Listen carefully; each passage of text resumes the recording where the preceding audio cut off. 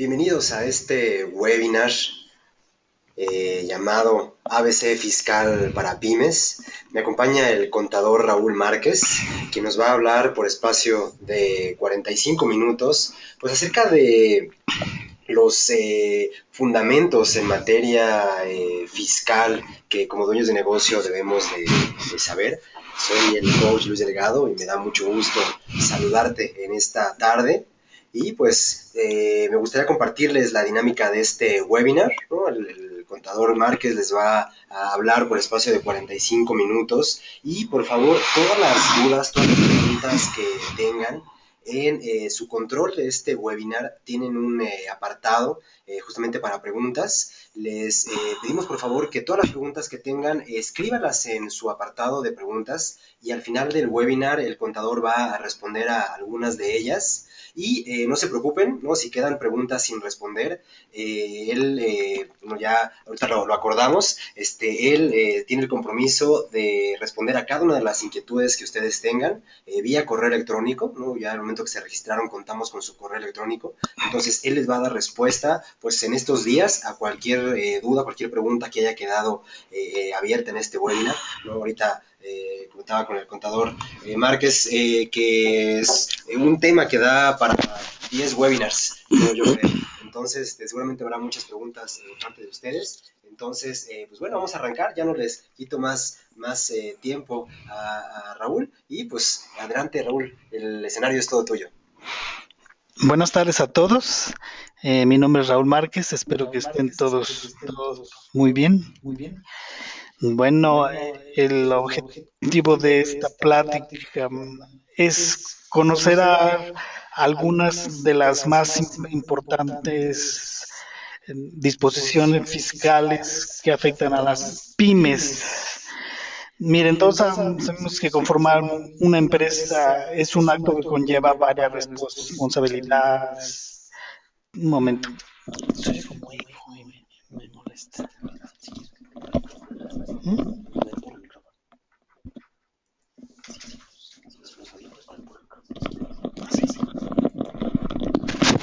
Bueno, ahora sí me escuchan bien. Tenemos algunos problemas con el audio. Miren, tener una empresa es un sueño de muchas personas. Y la verdad es que conformar una empresa es un acto que conlleva varias responsabilidades y consideraciones secundarias que sí hay que tomar en cuenta. Sobre todo las que tienen que ver con algún tipo de legislación, pues lo que menos deseamos es incurrir en alguna sanción por no acatar alguna disposición de alguna ley. Miren, uno de los principales aspectos es el fiscal. Uno de los principales aspectos es el fiscal. Es decir, todos los asuntos que tienen que ver con impuestos. Ahora bien, esto tiene pues un origen en nuestra Carta Magna. Muchos de mis clientes me dicen, mira, a mí no me gusta pagar impuestos, se me hace algo latoso, no creo que sea algo realmente útil, y bueno, muchas cosas que vemos que la administración pública a veces no los aplica como quisiéramos. Pero ese es otro tema. Lo importante ahorita es entender que hay un fundamento legal que está en nuestra Constitución. Es el artículo 31 de la fracción cuarta. Nos dice que una obligación que tenemos como mexicanos es contribuir al gasto público de la manera proporcional y equitativa que disponen las leyes. Así que como participantes del Estado mexicano tenemos la obligación de contribuir con nuestros impuestos. Entonces, una vez que tenemos el fundamento legal de por qué tenemos que pagar impuestos, pues es bueno hacer un análisis un poco más preciso exactamente de qué nos afecta, ¿no? Iniciamos nuestra pyme, hay muchos aspectos que uno va tomando en cuenta, y en el fiscal básicamente existen dos leyes que tienen el grueso de todas las disposiciones, o más dicho, el grueso de las disposiciones, que son la ley del ISR y la ley del IVA. Estos impuestos, toda empresa tiene que considerarlos, aunque a veces hay IVA al 0%, IVA exento, pero de todos modos necesitan hacer un cálculo. Eh, Aquí es bueno hacer un hincapié.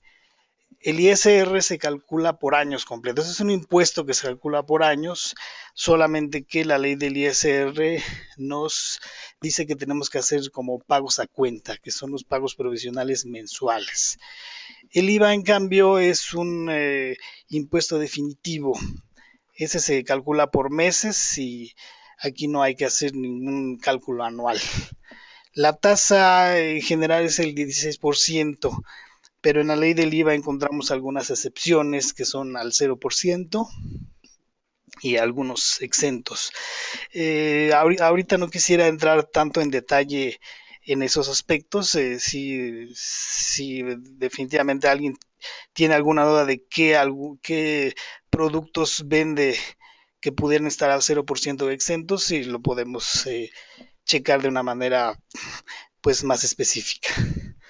Eh, Hay otros impuestos que solo afectan en determinados casos a algunas empresas. Por ejemplo, el IEPS, que es el Impuesto Especial de Producción y Servicios, que afecta a aquellos que se dedican a vender tabacos o licores, vinos licores, o también botanas o productos de pastelería. Y otros impuestos que están en la ley aduanera, que son pues los aranceles aduaneros, que eso solamente a los que importan. Y en realidad hay otras legislaciones, pero quiero enfocarme en el IVA y en el ISR porque son las más importantes. Ahora bien, continuemos. Para conocer exactamente qué obligaciones nos corresponden, debemos definir cómo está constituida nuestra empresa. Aquí hay básicamente dos opciones que nos da la ley de impuesto sobre la renta, que es como persona física, si es que el negocio lo hacemos a través de nuestro nombre, o como persona moral, si es a través de una empresa constituida con un acta constitutiva. Eh, Ahora bien, voy a estar tocando, obviamente, cuestiones de artículos y cosas así, pero no quiero entrar en hacérselos tedioso. Voy a decirles a qué se refieren las leyes, cómo nos afectan como empresarios y si alguien desea el soporte legal, lo podemos ver con mucho gusto, pero preferiría que fuera sobre una petición específica. Bien, entonces tenemos esta primera gran división que nos pone las leyes fiscales, que es persona física o persona moral, y estas van a ser las dos divisiones que va a tener nuestra plática. En primer lugar, las personas físicas. Las leyes fiscales nos dan dos opciones para tener un negocio como personas físicas. En primer lugar, que es la opción más viejita, actividades empresariales y profesionales, que por cierto, a los que tengan más años en esto, anteriormente la ley las dividía en empresariales por un lado y profesionales por otro. Actualmente les da el mismo trato fiscal. La otra opción que actualmente tenemos es hacer un negocio por medio de un régimen nuevo que entró apenas hace 2 años, que es el régimen de incorporación fiscal.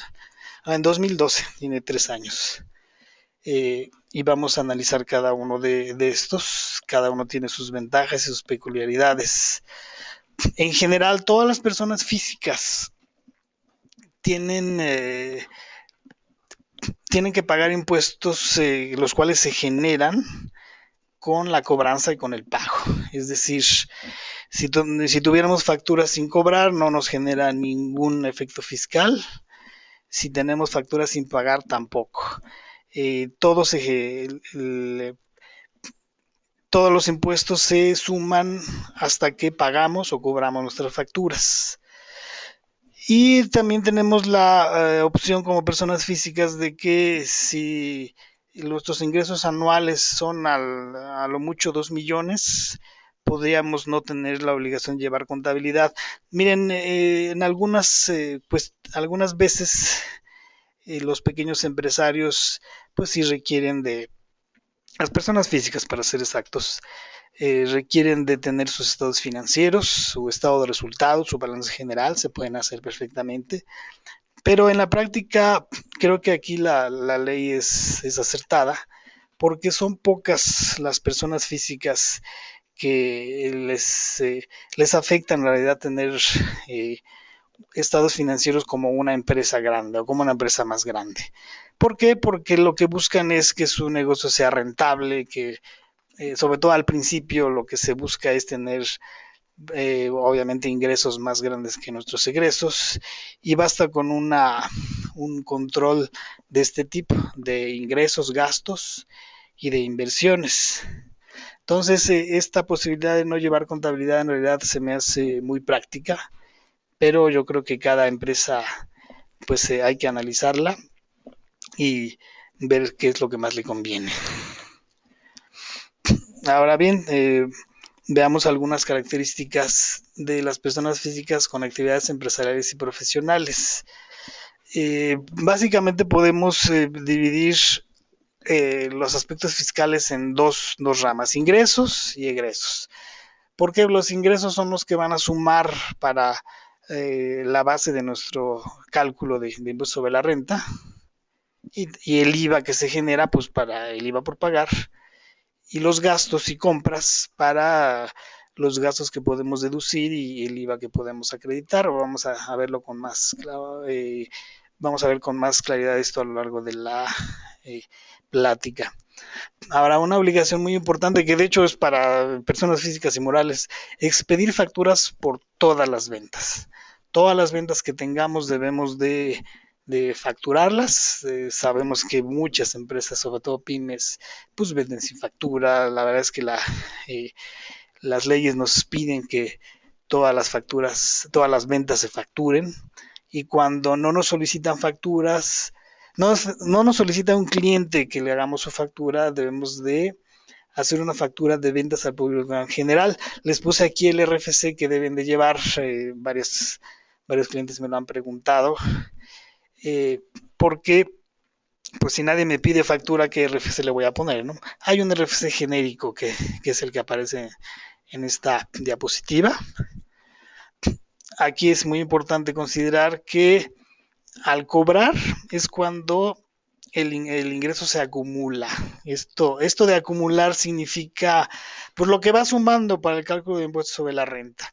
Les comento acumular porque es la palabra que viene en la ley del ISR y aunque todos ustedes son empresarios, es bueno que sepan pues de qué les habla el contador, ¿no? De qué habla la ley.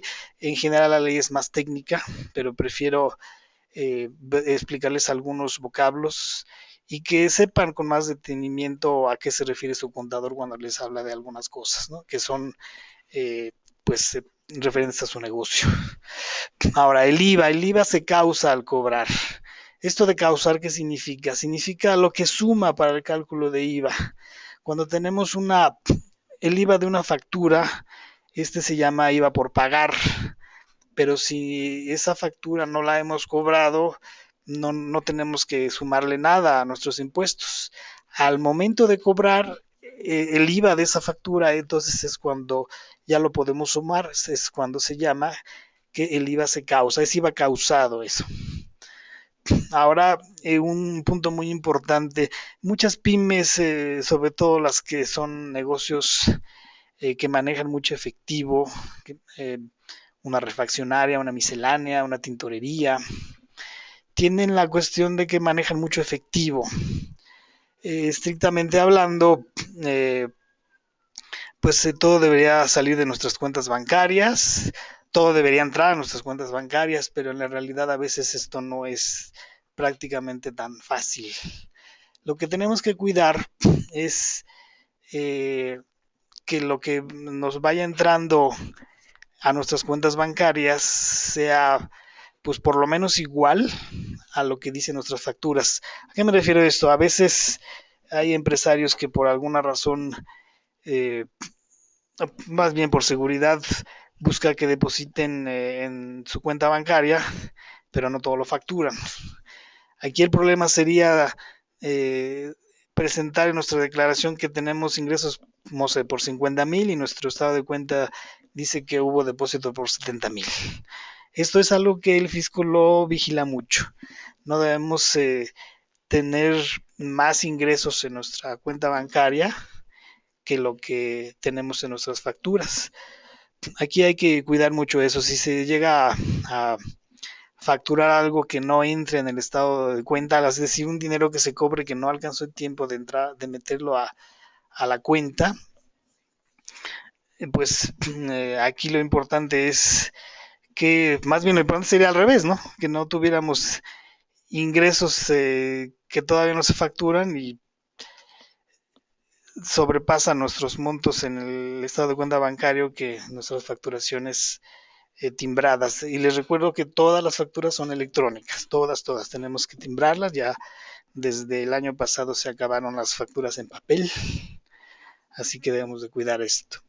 Ahora vamos con lo que son gastos y compras, que en la ley se llama deducciones, que es lo que puede restar al cálculo de los impuestos. En primer lugar, no olvidar que todos los gastos y compras siempre se deben pedir factura.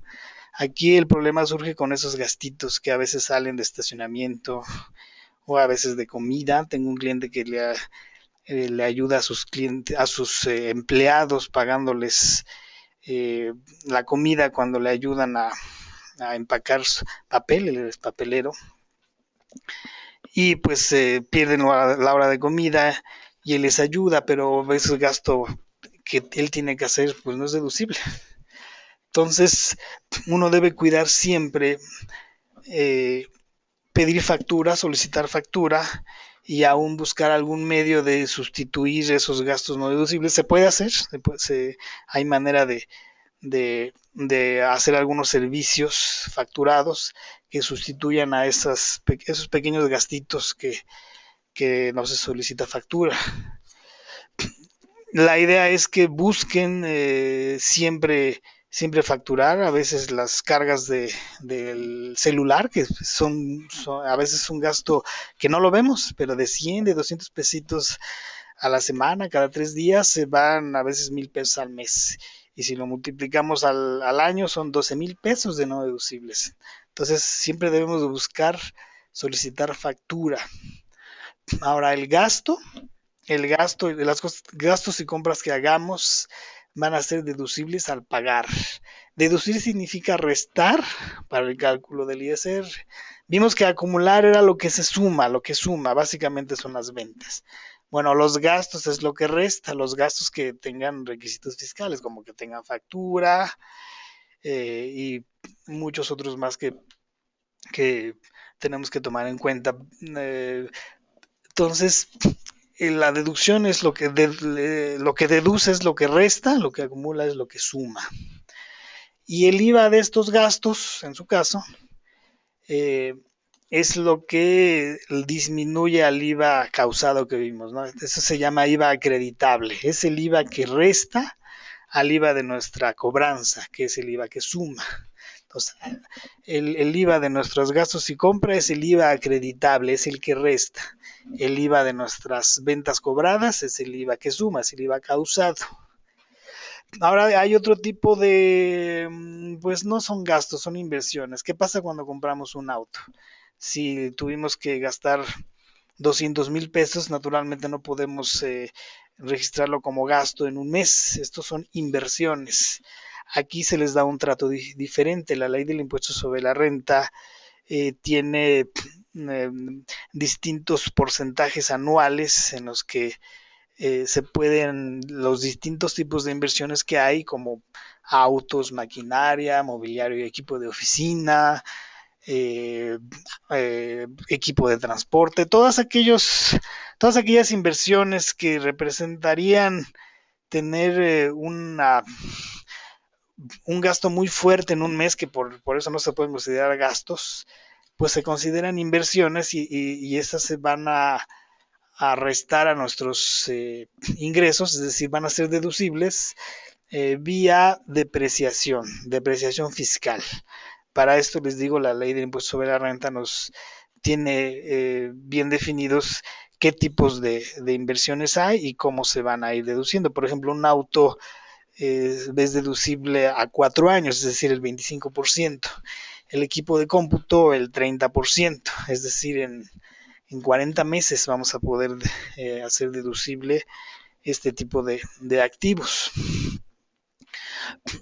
Ahora, en general, la ley nos dice que lo que es deducible son para personas físicas todas las compras, en el caso de los que tengan inventarios, los que tengan que estar adquiriendo todo aquello que van a transformar o revender, y todos los gastos, que es todo lo que necesitamos erogar eh, para que nuestro negocio funcione.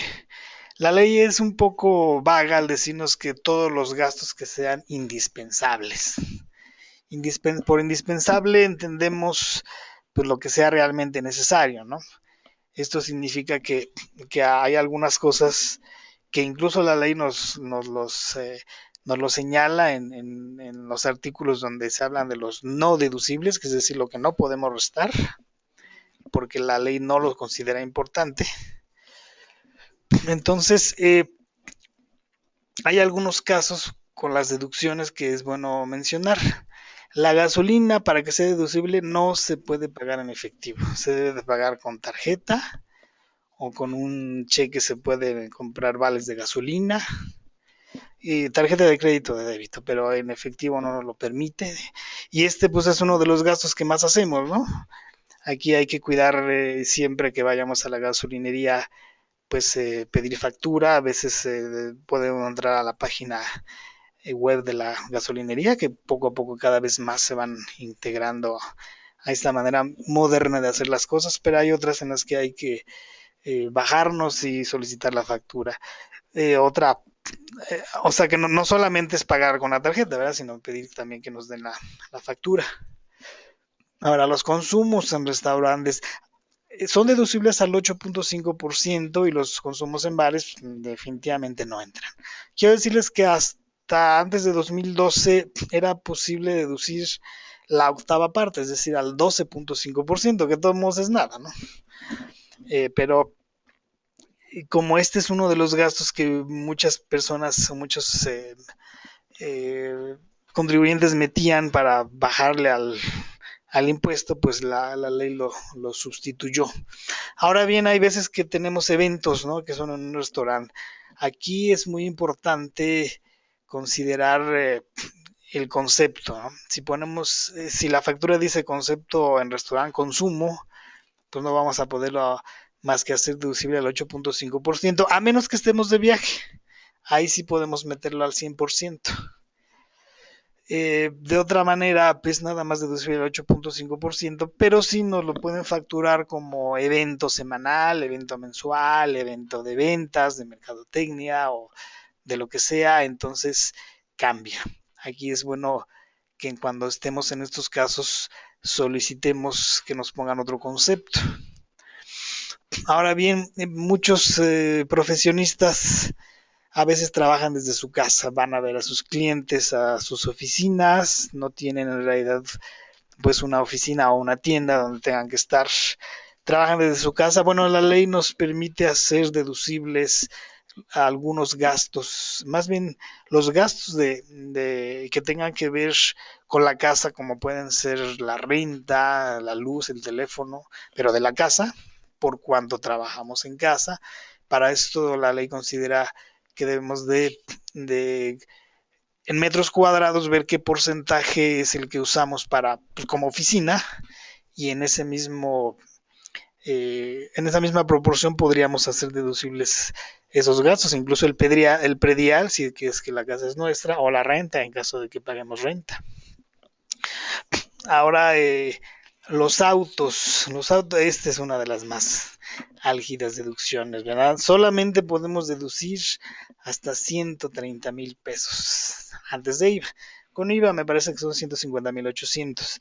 Es un monto muy bajo, es lo que todo mundo siempre reclamamos. ¿Quién va a comprar un auto nuevo en 130,000 pesos, no? Aquí lo que se puede hacer es buscar un esquema de arrendamiento. Hay varios esquemas que si gustan más adelante les puedo explicar porque podemos mejorar este punto. Pero por lo pronto los autos, si compramos un auto, aunque lo compremos por medio de arrendamiento financiero, solamente la ley nos va a permitir deducir 130,000, que en realidad esos 130,000 hay que tomar en cuenta que hay que dividirlos entre 4 años, o sea, entre 48 meses, es lo que vamos a poder hacer deducible, que es un poco más de 2,000 pesos. Ahora, personas físicas, aquí hay un detalle que es importante y muy bueno. Como personas físicas podemos meter ropa de trabajo, accesorios. Las mujeres pueden meter todo lo que gasten en cosméticos. Podemos meter perfumes, siempre y cuando aquí cuidemos de que no sea demasiado oneroso, porque siempre el fisco va a cuidar que no estemos pues abusando, ¿no? de las deducciones. Pero pues miren, anteriormente la ropa de trabajo se consideraba nada más trajes con corbata para hombres y para mujeres trajes sastre o cosas así. Pero en realidad esto ha cambiado.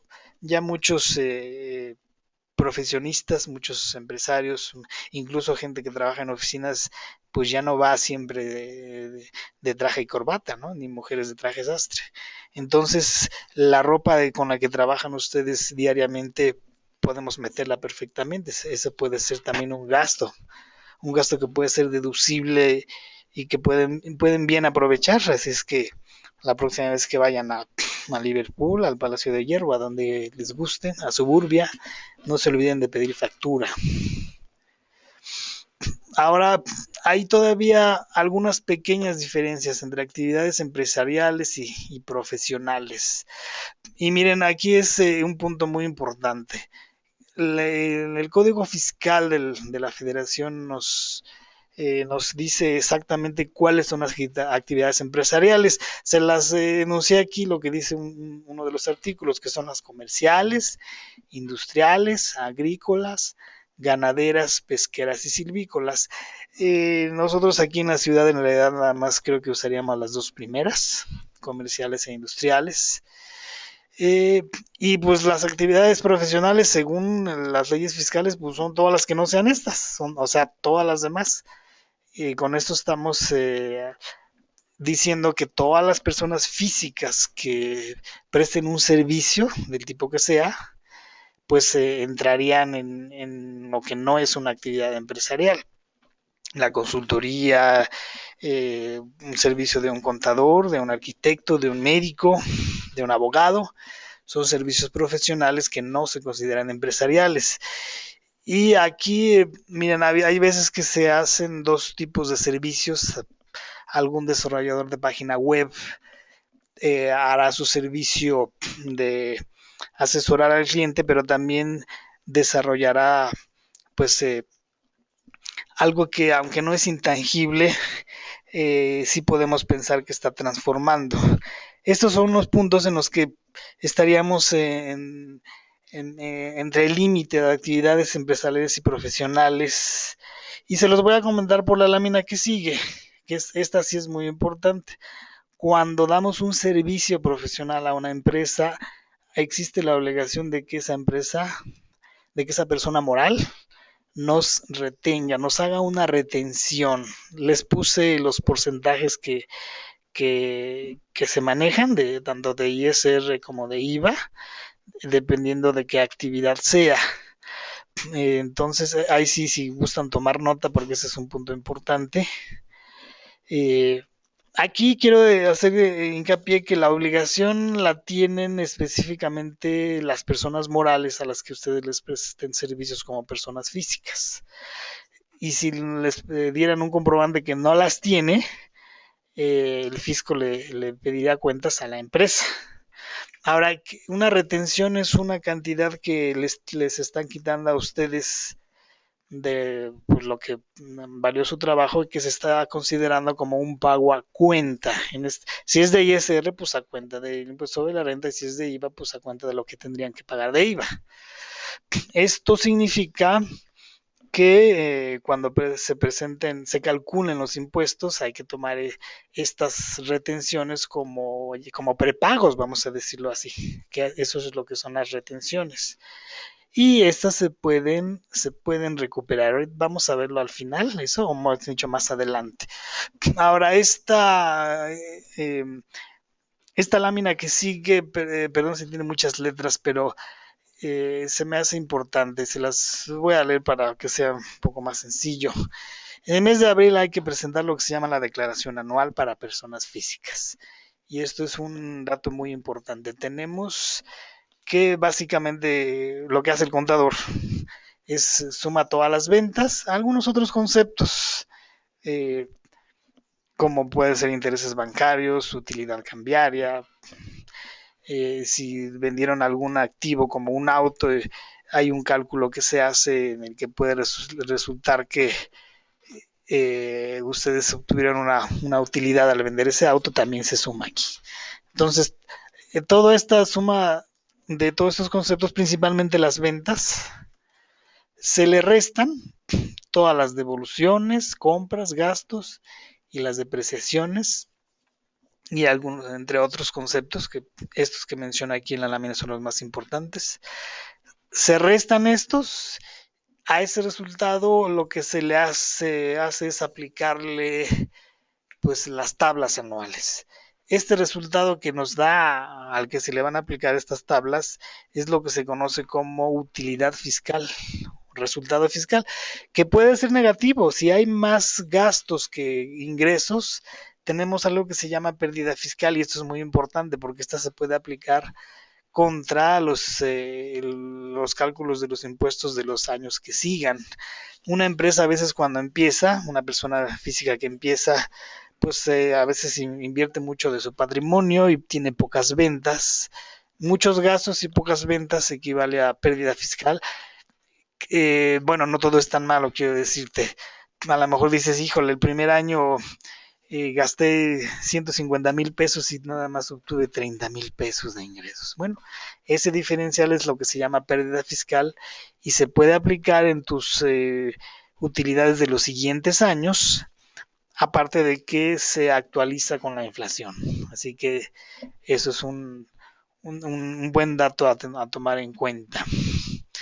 Ahora bien, como personas físicas, no solamente existen estos gastos que nos dice la ley que sean indispensables, ¿no?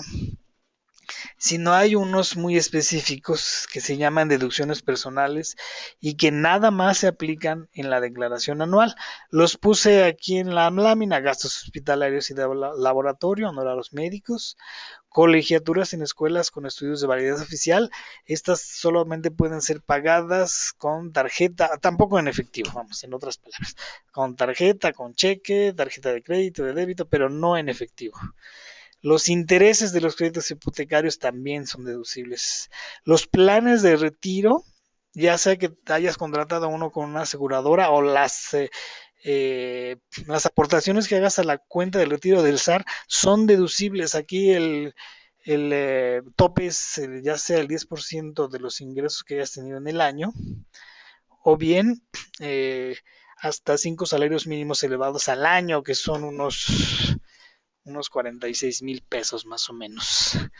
Entonces, esto es muy importante porque si alguna persona es asalariada y piensa empezar con un negocio, bueno, en este 2015 puede aplicar que en su declaración anual meta estos gastos. Ahorita les voy a decir cuál es el principal beneficio. Bueno, otro cosa que se puede meter son gastos funerarios y donativos. Ahora, aquí es muy interesante lo que les voy a comentar.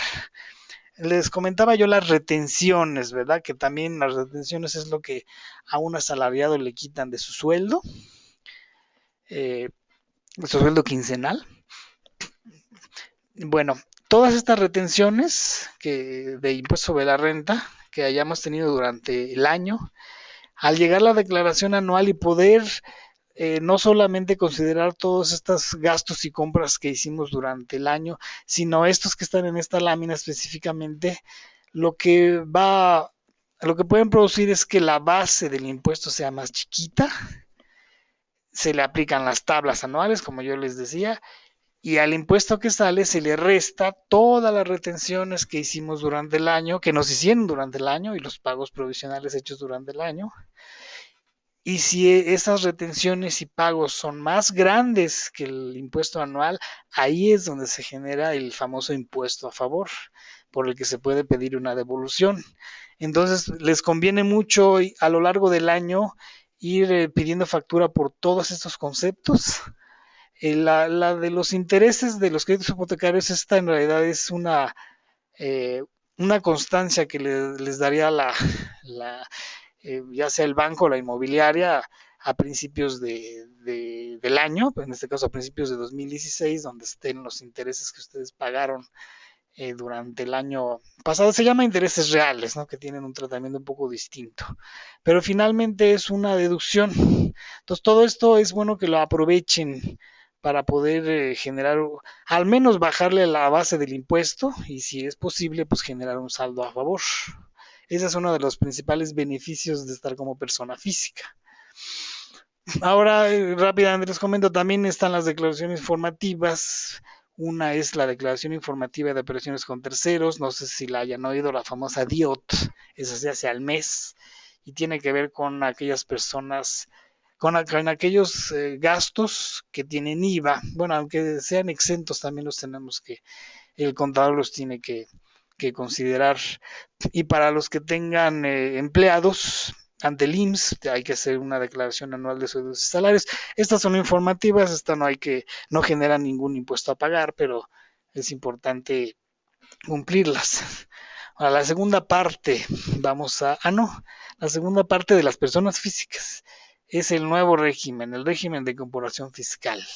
Miren, este es un régimen ideado para aquellos que están empezando con un negocio o el fisco o más bien dicho, el fisco lo ideó para aquellos que pues estaban eh, por fuera de la ley y que pudieran entrar poco a poco. Para esto se requiere que no se tengan ventas mayores a 2 millones anuales. Los que ya están en actividades empresariales y profesionales no pueden entrar, no lo permite la ley. Aquí no se pueden dar servicios profesionales para los que se necesite título. Por ejemplo, un contador, un médico, un abogado no podrían entrar, pero sí los servicios que pueden dar un plomero, una tintorería, cosas de ese tipo, ahí sí pueden entrar. Bueno, las declaraciones son bimestrales, aquí no hay declaración anual. Y lo más atractivo es las reducciones de impuestos. El impuesto sobre la renta durante el primer año es una reducción al 100%, es decir, el primer año que estén tributando en este régimen, alguien que empieza no va a pagar impuesto sobre la renta. El segundo año la reducción es del 90% y así un 10% cada año hasta llegar al año 10. Solo se puede tributar por 10 años. Si es una empresa, una microempresa o un negocito que tengan que vendan al público en general, aquí es decir que nadie les solicite factura, sino que hagan una factura global de ventas que se puede hacer incluso bimestral, según nos dice la ley. Eh, es, el pago del IVA también puede haber una reducción del 100%. Esta es una gran ventaja, sobre todo porque muchos negocios pequeñitos pueden tener esta característica. Por ejemplo, una tintorería, yo creo que es difícil que alguien que llegue a la tintorería te pida factura, puede ser, o alguien que llega a la miscelánea que tienes, donde la gente puede vender pues golosinas y todo ese tipo de cosas, pues nadie te va a pedir factura, ¿no? Entonces puedes tener la ventaja de no tener que pagar IVA, ¿no? Ahora, aquí es muy importante también mencionar, si alguien está como asalariado o le pagan por un régimen que se llama asimilables a salarios, pueden empezar con el régimen de recuperación fiscal, sí se puede. Solo que hayan estado con actividades empresariales y profesionales no se podría. Así que alguien que se anima, que tiene pues su empleo y quiere aumentar sus ingresos, puede entrar a este régimen con estas ventajas. Ahora vamos con las personas morales y vamos a agilizarlo un poco porque veo que se nos aprieta un poco el tiempo. Miren, la ley nos habla en general de personas morales, no nos hace distinción si son SA, SC o SDRL o lo que sea, o AC, a excepción de lo que llama personas morales no contribuyentes, que son la mayoría de las AC, o sea, de las asociaciones civiles y sociedades civiles sin fines de lucro, que se los menciono porque así está, así son las cosas, pero uno que empieza una pequeña empresa normalmente puede empezar como una sociedad civil, una SC, una SA o una SDRL, que es Sociedad de Responsabilidad Limitada.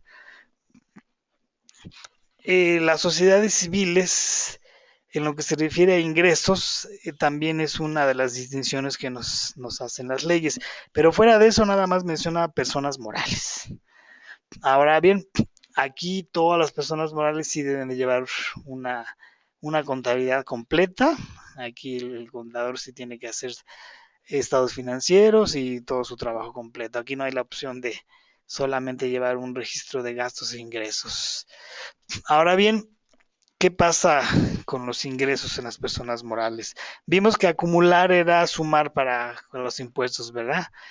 Bueno, aquí en las personas morales, con que haya una factura de ventas, con que hayas entregado el bien o prestado el servicio, o con que recibas el pago, aunque sea un anticipo, ya cuenta para impuestos. Esto es muy importante. Porque una empresa, una SA, si tienes una SA y tienes facturas y que no te las pagaron, eh, te causaría impuestos sobre la renta, aunque hay nada más una condición para que esto se dé. Y se los voy a comentar. Mira, una empresa que cuando empieza en su primer año, pues no va a pagar impuestos sobre la renta, definitivamente. No existe la obligación de pagar, de hacer pagos a cuenta, que son los pagos provisionales. Si termina ese año y termina con lo que se llama como lo que se conoce como utilidad fiscal, es decir, más ingresos acumulables que deducciones, entonces hay un cálculo que se hace que se llama coeficiente de utilidad, que no es otra cosa que la relación entre la utilidad fiscal y los ingresos. Ese nos da un porcentaje.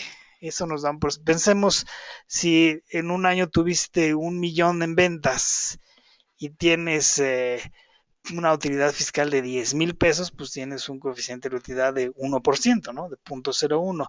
Esta cifra se va a multiplicar por los ingresos que tengas el siguiente año. Y aquí es donde entraría esto, con que tengas la factura, aunque no te la hayan pagado, esto ya causaría impuestos sobre la renta. Ahora, si estás empezando con una empresa, vas en tu segundo año y tuviste pérdida fiscal el primer año, que muchas veces es lo que pasa, no hay problema, no hay coeficiente de utilidad. Y miren, si aquí es bueno hablar con sus contadores, una empresa que está empezando es bueno buscar que los primeros años tenga pérdida fiscal para ahorrarnos el tener que hacer pagos provisionales. Ya después la empresa va creciendo y qué bueno, va generando utilidades, qué bueno, pues ya habrá que pagar impuestos sobre la renta, pero ya habrá de dónde pagar, ¿no? Finalmente.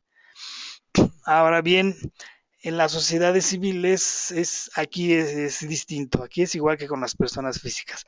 Solo las facturas que cobres son las que cuentan para impuestos sobre la renta. Y el IVA, ese sí es igual en todos, en personas físicas, en personas morales. Solo lo que hayas cobrado va a sumar para tu IVA causado. Ahora, las personas morales, pues también la ley nos dice todos los gastos que sean indispensables, ¿no? Entonces, aquí es bueno también hacer notar que si no están pagados los puedes hacer deducibles. Aquí tendríamos, por ejemplo, si compraste eh, algo que necesitaba tu negocio a fin de año y tienes la factura pero no lo has pagado, tendrías hasta 4 meses para expedir el cheque y sea deducible en el año que lo obtuviste, aunque no esté pagado. Ahora, todo lo que sean gastos, devoluciones, el costo de ventas, aquí es importante mencionarlo, no son las compras que tengas en tu inventario, sino el costo de lo que realmente vendiste y las depreciaciones que ya mencionamos desde el principio con las personas físicas, que es igual, eh, son lo que va a restarle a las ventas, pero esto solo es en la declaración anual. Te mencioné que había algo que se llamaba pagos provisionales y que se aplicaba el coeficiente de utilidad, ¿verdad? El porcentaje entre que salía de las, eh, las ventas y la utilidad fiscal. Bueno, eso del coeficiente se aplica para los pagos mensuales, los pagos a cuenta. Ya que hagan la declaración anual las personas morales, ahí sí pueden restar todos los gastos, devoluciones, costo de ventas y depreciaciones. Y a veces hay algunos otros conceptos que prefiero nada más verlos en casos muy específicos. Si no, pues me voy a extender mucho. Ahora, los empresarios se pueden pagar un sueldo, eso no puede hacer, como persona física tienes tu negocio y no te puedes pagar un sueldo, pero si tienes tu empresa sí te puedes pagar un sueldo, es deducible y aparte pues te sirve como el reconocimiento del trabajo que haces por tu empresa. Así es que esta es una deducción imposible que sí, una deducción posible que sí puede tener una empresa, ¿no? Eh, También pongo aquí el punto de las cuestiones de gastos de gasolina, restaurantes y límite de monto para autos. Es igual que como vimos en las personas físicas. Y el IVA también es igual. El IVA es hasta que pagas el IVA lo puedes restar, lo puedes acreditar. Ahora, durante los 3 primeros meses, las empresas morales hacen su declaración anual. La mecánica es la misma, suman todas las ventas, a veces algunos otros conceptos como intereses bancarios, utilidad cambiaria cuando hay operaciones en otras monedas. Y se le restan lo que vimos, devoluciones, compras. Aquí no son compras, pero aquí sí me equivoqué. Las devoluciones, el costo de ventas, los gastos y las depreciaciones. Eh, a este resultado, que se le llamaría utilidad fiscal, aquí sí se le aplica un porcentaje fijo que nos da la ley de impuestos sobre la renta, que es el 30%. Y así es como obtienes el ISR anual y le tienes que restar todo lo que hayas hecho de pagos mensuales, de pagos provisionales. Ahora también aquí obviamente puede ser que los gastos sean más grandes que los ingresos y tengas pérdida fiscal, lo podrás aplicar en los años que siguen. Las informativas también las más importantes son la DIOT, la del IVA, y la declaración anual de sueldos y salarios. Miren, para personas morales, la ley de impuestos sobre la renta tiene muchos artículos referentes a venta de acciones, a operaciones con empresas extranjeras, a utilidades obtenidas fuera del territorio nacional, pero esas están pensadas más para empresas más grandes. Yo quise hacer esto más concentrado pues a pymes, que es lo que más nos afecta, que es lo que más nos interesa, ¿no? Y esto es lo que pienso que sería la base más importante que podemos tomar en cuenta, que si se fijan, pues ya se acabó el tiempo y podríamos seguir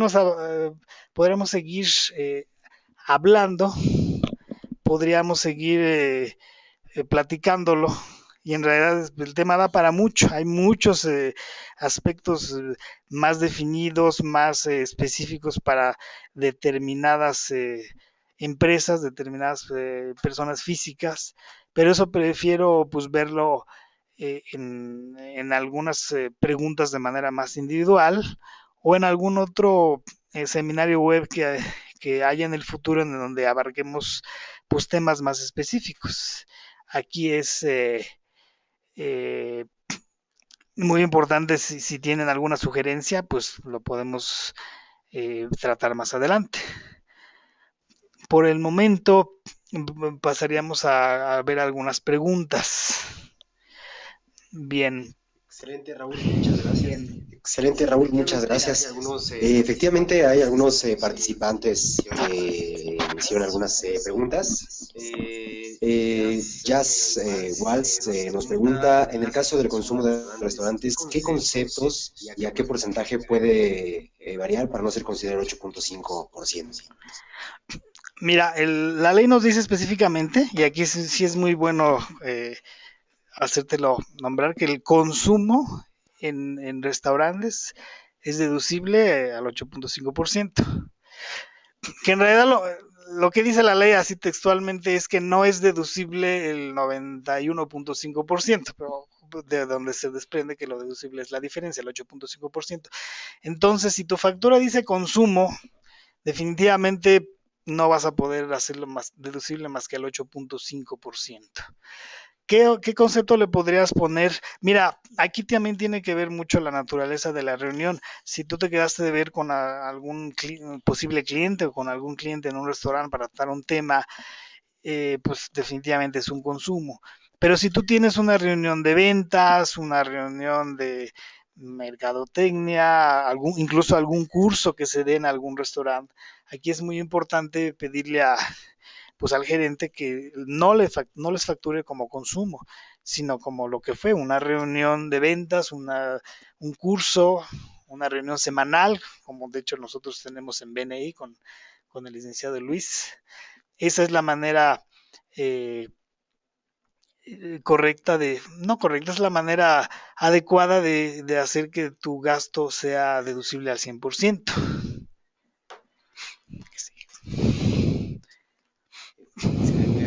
Excelente, Raúl, muy interesante. Héctor Ruiz nos hace también una pregunta, dice, ¿los recibos de nómina timbrados de los empleados es deducible?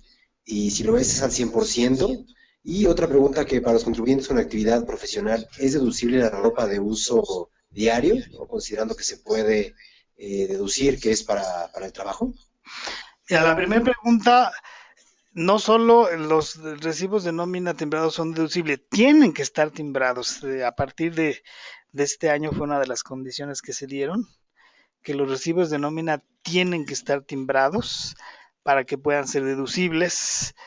Y también si alguien pagara por asimilables a salarios, tiene que hacer un recibo de asimilables a salarios timbrado. Eso es definitivo, debe estar timbrado, ya no hay otra opción. En recibos de nómina pueden ser pagados en efectivo, ya la miscelánea fiscal en la miscelánea fiscal se suavizaron un poco las condiciones que originalmente estaban en la ley del impuesto sobre la renta, pero sí necesitan ser timbrados los recibos de nómina, definitivamente. Ahora la segunda pregunta, mira, definitivamente para todas las personas físicas, no solo con actividad profesional, la ropa de uso diario, por supuesto que es deducible, porque mira, anteriormente se tomaba que solamente si era ropa formal, trajes para hombres con saco y corbata y para mujeres traje sastre o algo así. La actualidad en realidad ya pocas personas van vestidas hacia el trabajo, en realidad tu ropa diaria de trabajo, por supuesto que puede ser deducible, es lo que necesitas para trabajar, así que sí es deducible definitivamente.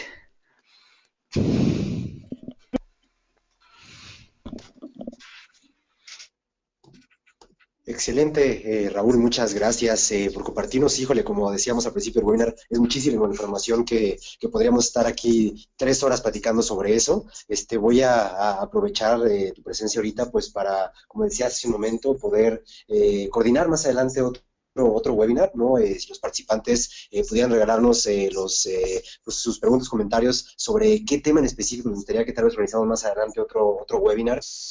Pues digo, pues hay muchísima información en esto. Este primer esfuerzo, pues puede darles a conocer un poco de manera general qué obligaciones tenemos contra, bueno, el SAT, ¿no? Contra el fisco, como dueños de pequeñas y medianas empresas, ¿no? El título atinadamente, Raúl lo comentaba, ABC fiscal para dueños de pymes. Hay otras preguntas que quedaron pendientes, como nos habíamos comprometido al principio de este webinar. Raúl se va a llevar las preguntas, ahorita se las voy a compartir para que directamente les envíe la respuesta vía correo electrónico y se puedan poner en contacto con él, pues para ampliar cualquier tema que pudiera quedar ahí pendiente. Y pues me gustaría agradecerle a Raúl que nos haya apoyado en este webinar, ¿no? Muy interesante todo lo que nos compartió esta tarde. Esperamos que a todos ustedes haya también sido de mucha utilidad y pues estamos en comunicación, nos vamos a enviar la grabación de este webinar para cualquier tema que haya quedado por ahí pendiente y pues los datos de Raúl los están viendo en pantalla, ¿no? Para que puedan también contactarlo directamente y no sé, algunas palabras finales, Raúl, que nos quisieras compartir. Pues en primer lugar, que creo que debía empezar por eso, gracias Luis, gracias por la invitación, realmente es una importante oportunidad de tocar estos temas que son pues tan importantes, que siempre van a ser muy recurridos y que además son, aunque no son el corazón de nuestro negocio, finalmente pueden convertirse en la pesadilla de nuestro negocio si no los atendemos, ¿no? Muchas gracias Luis, muchas gracias a todos ustedes por su tiempo, de verdad, y espero que en una ocasión futura podamos volver a estar pues aquí en los micrófonos y atendiendo sus dudas y preguntas. Muchas gracias y que tengan muy buenas noches.